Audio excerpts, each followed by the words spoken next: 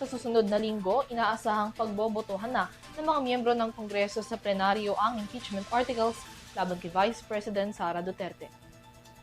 Si Bicol Saro Representative Attorney Terry Ridon, kumpiyansa na malaki ang makukuhang boto mula sa mga mambabatas para ma-impeach si Duterte. Aniya, may panahon pa bago ang botohan at hindi malabong madagdagan pa ang mga sumusuporta sa impeachment case. Si Criza Lopez para sa kabuuan ng balita.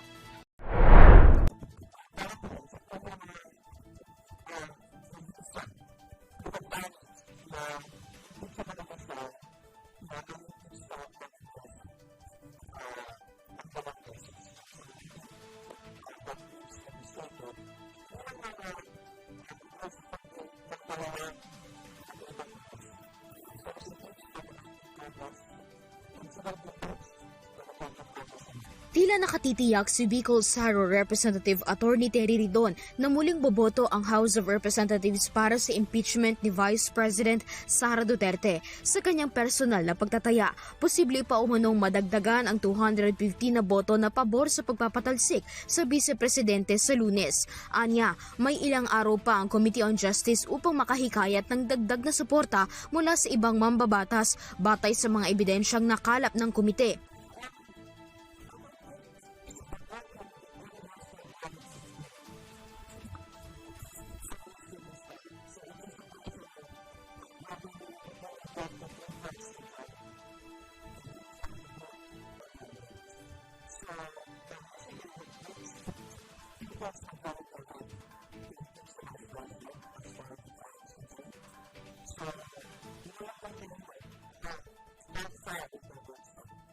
Ayon pa kay Ridon, kung mas marami ng mambabatas ang susuporta ngayon sa impeachment, ito umano ay dahil sa mas mabibigat na ebidensyang naipon ng komite.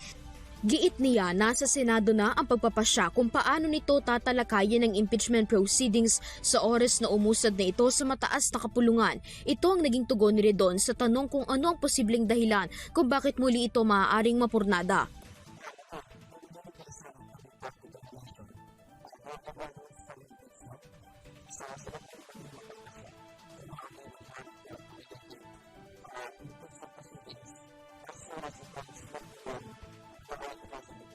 Samantala, ayon kay Attorney Mel Santamaria, dating dean ng FEU College of Law, magmumukhang nagbubulag-bulagan ang mga senator judges kung ibabasura nila ang impeachment complaint sa kabila ng mga ebidensyang nailahad na.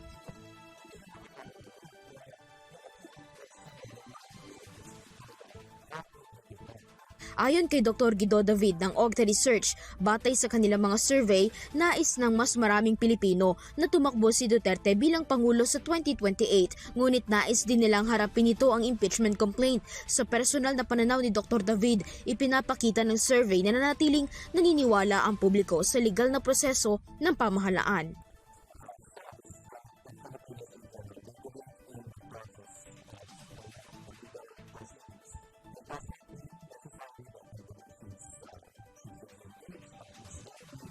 Para sa Euro TV News, Criza Lopez, sumasaludo sa bawat Pilipino.